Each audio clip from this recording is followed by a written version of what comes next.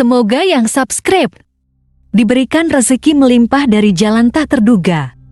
Dan yang like komen, dimudahkan jalannya menuju surga di hari akhir nanti. Siapa yang tak mendengar nama Qorun? Qorun adalah seorang sosok kaya raya di zaman Nabi Musa, tapi namanya melegenda hingga sekarang. Kisahnya diabadikan dalam Al-Quran, bahkan menjadi peribahasa atau ungkapan di masyarakat guna menggambarkan seseorang yang mirip dengan tabiatnya atau menisbatkan harta yang ditemukan terpendam dalam tanah sebagai harta Qorun. Qorun adalah miliarder kaya raya yang hidup sejaman dengan Nabi Musa. Saking kaya rayanya, Qorun setiap kali keluar dari rumahnya, ia didampingi dengan 300 pelayan laki-laki dan 300 pelayan perempuan.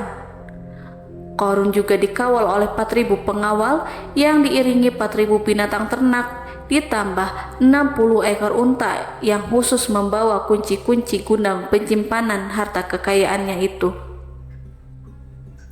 Itu dilakukan semata-mata sebagai bentuk kesombongan bahwa dialah manusia paling kaya, paling terhormat, dan memiliki pengikut setia.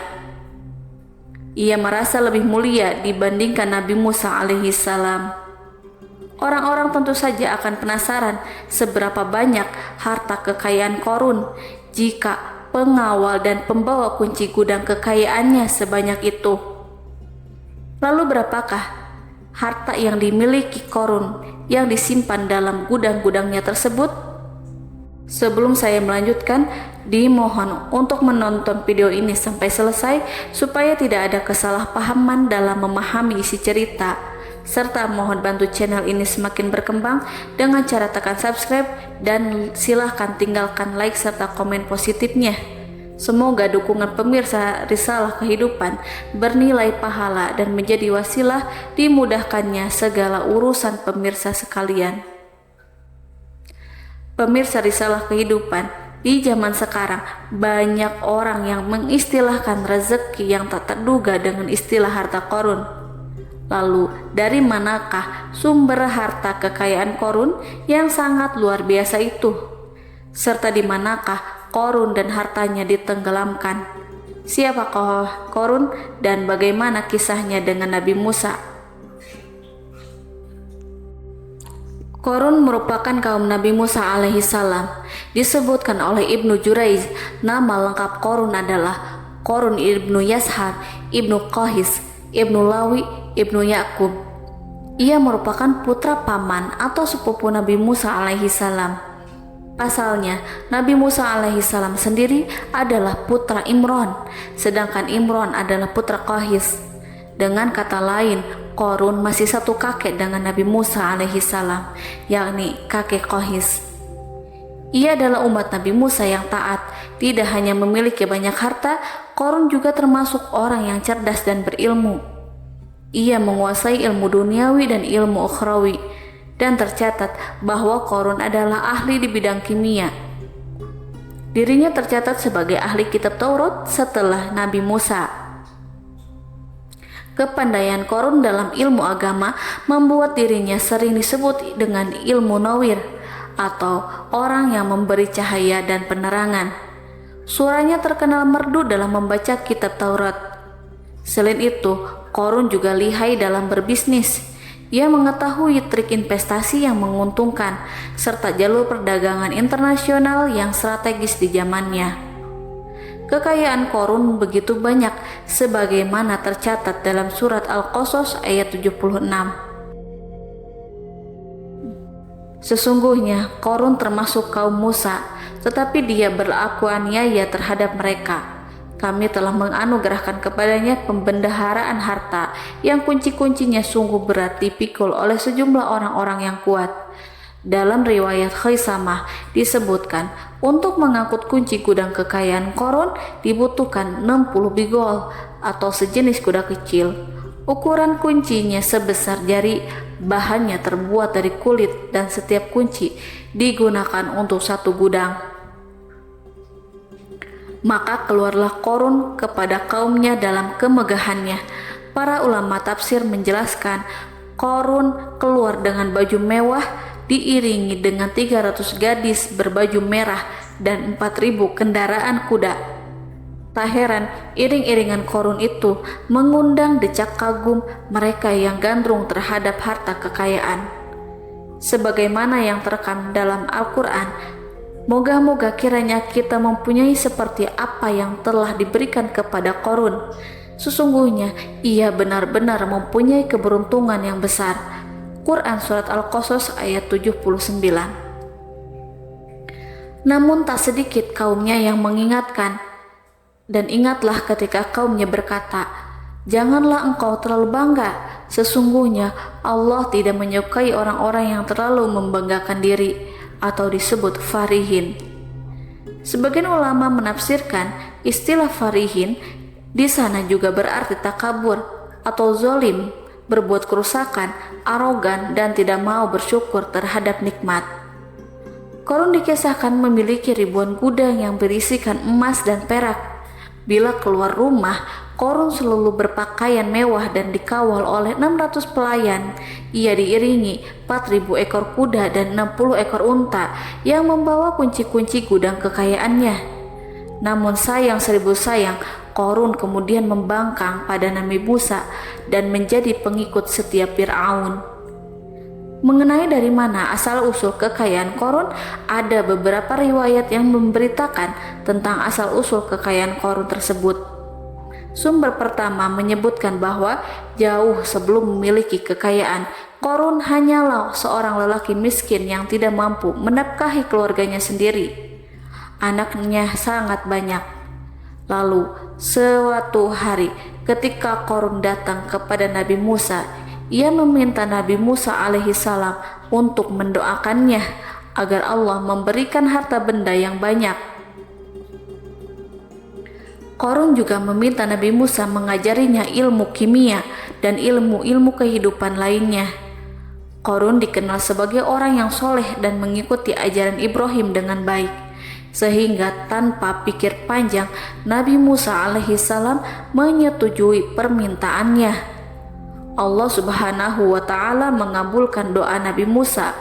Korun diberikan kecerdasan luar biasa dan menguasai ilmu yang telah diajarkan kepadanya.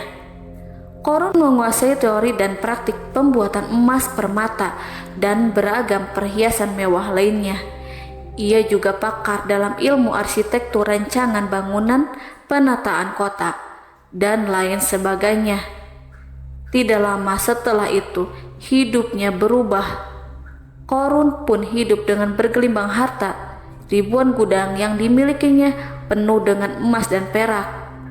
Namun sayangnya, keberuntungan yang didapatkannya membuatnya gelap mata. Korun mulai hidup dengan penuh pamer, keangkuhan, dan penuh kesombongan. Kekayaan yang telah diberikan oleh Allah Subhanahu wa Ta'ala membuatnya lupa dengan Sang Maha Pemberi.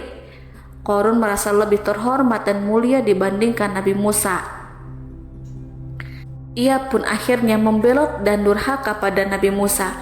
Ia mengingkari janji-janjinya dahulu dan beralih menjadi pengikut Fir'aun yang setia. Loyalitas Korun terhadap Fir'aun membuatnya diangkat menjadi kepala mandor yang membawahi ribuan pekerja.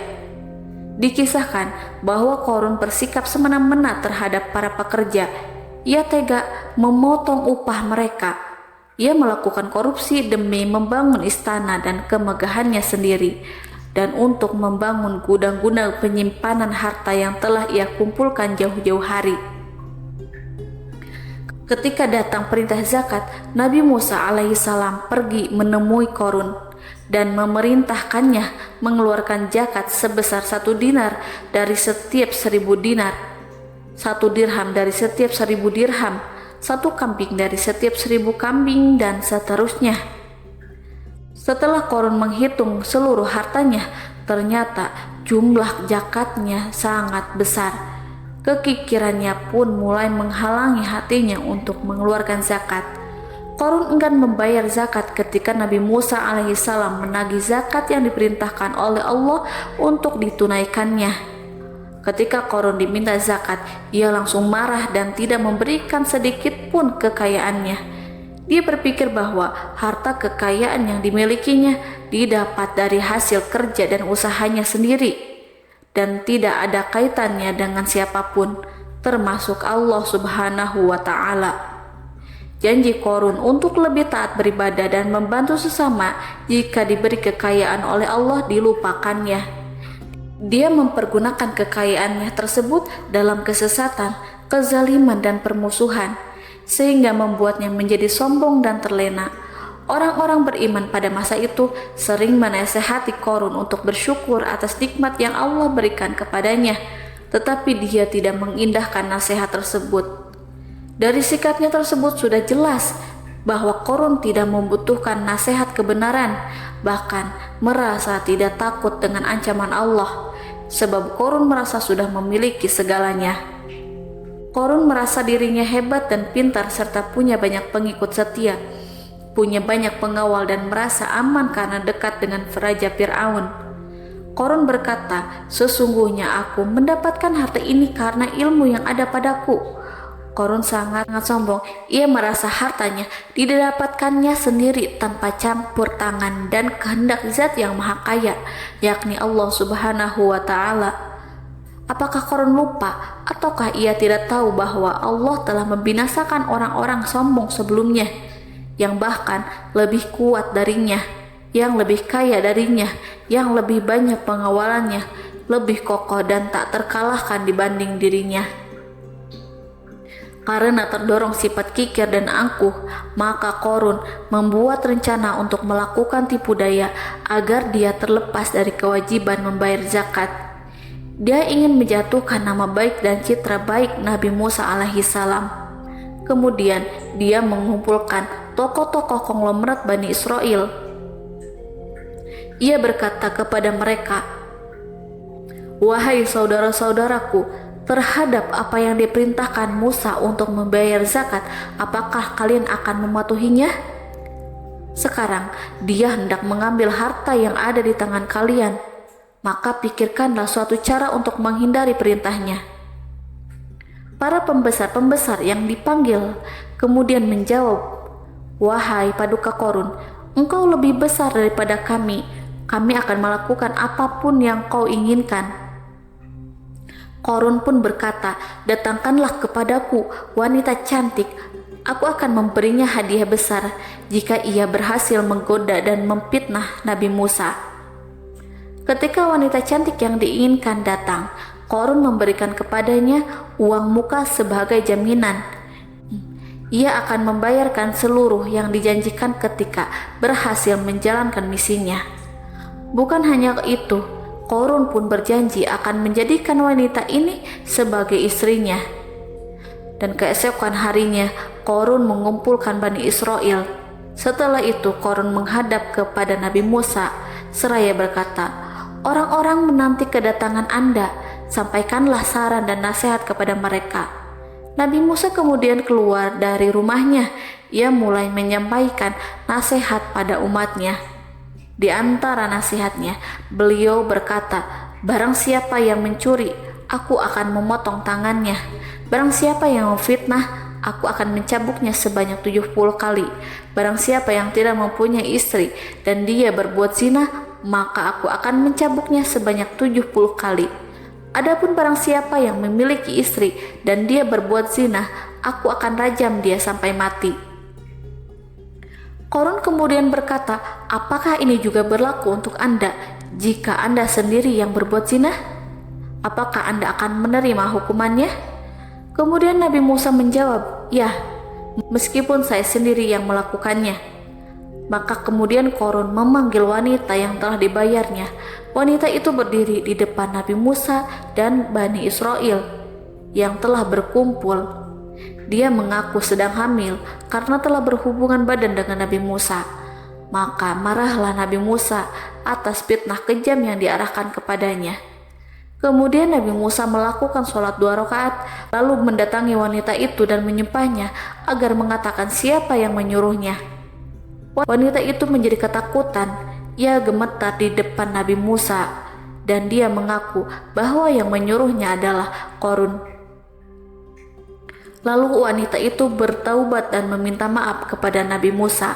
Seketika Nabi Musa bersujud seraya berdoa kepada Allah untuk menimpakan azab kepada Qarun. Allah memberi wahyu kepada Nabi Musa bahwa bumi telah dijadikan tunduk kepada perintah Nabi Musa. Kemudian Nabi Musa berkata kepada bumi, "Wahai bumi, telanlah Qarun beserta kekayaannya, habiskanlah semua." Kala itu Allah menurunkan wahyu kepada Nabi Musa alaihissalam untuk memerintah bumi apapun yang diinginkannya. Begitu Nabi Musa alaihissalam datang dengan wajah sangat marah, barulah Qarun merajuk, "Wahai Musa, sayangilah aku." Sementara Nabi Musa alaihissalam tak bergeming. Beliau lantas berkata pada bumi, "Wahai bumi, ambillah mereka." Seketika rumah Qarun mulai bergetar. Qarun dan antek-anteknya mulai dibenamkan hingga bagian lututnya. Rumahnya ikut turun sedalam lutut. Qarun kembali merajuk, "Sayangilah aku Musa." Rumahnya kembali berguncang. Kini Qarun dan kawan-kawannya kembali terbenam hingga bagian pusar. Demikian pula rumahnya. Qarun terus merajuk, "Wahai Musa, sayangilah aku." Sementara Nabi Musa alaihissalam kembali meminta bumi, "Wahai bumi, ambillah mereka." Rumah Qarun berguncang lagi, sementara Qarun dan kawan-kawannya terus terbenam hingga bagian tenggorokannya. Demikian pula rumahnya. Qarun lagi-lagi menjerit, "Wahai Musa, sayangilah aku." Namun Nabi Musa alaihissalam tak bergeming. Beliau terus meminta bumi menelannya, hingga akhirnya Qarun dan kawan-kawannya hilang seluruhnya ditelan bumi. Tak lama setelah itu, Allah pun berkata, "Wahai Musa, apa yang membuatmu bersikap demikian? Padahal demi kemuliaanku, andai dia Qarun berdoa kepadaku, niscaya aku akan rahmati. Maka kami benamkan dia beserta rumahnya ke dalam bumi, maka tidak ada baginya satu golongan pun yang akan menolongnya selain Allah, dan dia tidak termasuk orang-orang yang dapat membela diri." Quran Surat Al-Qasas ayat 81. Lalu di manakah lokasi ditenggelamkannya Qarun beserta harta bendanya? Konon berdasarkan kepercayaan beberapa masyarakat setempat, Qarun ditenggelamkan di sekitar sungai atau danau Moris yang terletak di kota Fayum, negara Mesir. Qarun konon mendirikan istana, dan di tempat itu pula ia ditenggelamkan. Dahulu Qarun berkeinginan membangun sebuah istana, namun tidak diizinkan oleh Fir'aun jika istana itu dibangun di samping istana Fir'aun. Terlebih Qarun juga tidak ingin membangun istana di tengah pemukiman Bani Israel yang terletak di tanah Jasan. Fir'aun pun memberikan tanah di wilayah Fayum. Kemudian di tepi sungai Fayum inilah Qarun membangun istananya yang megah, dan di dalamnya membangun Al-Kunuz atau gudang penyimpanan harta berisi emas dan perak. Salah satu bukti arkeologis yang dapat dijumpai di lokasi tersebut adalah runtuhan bangunan yang diduga sebagai tempat tinggal Qarun yang berjarak sekitar 2 km dari Danau Qarun. Menurut beberapa sumber, bangunan yang masih berdiri kokoh tersebut adalah benteng yang dibangun oleh Qarun. Namun, ada juga yang mengatakan bahwa bangunan tersebut adalah tempat tinggalnya. Wallahu a'lam bishawab.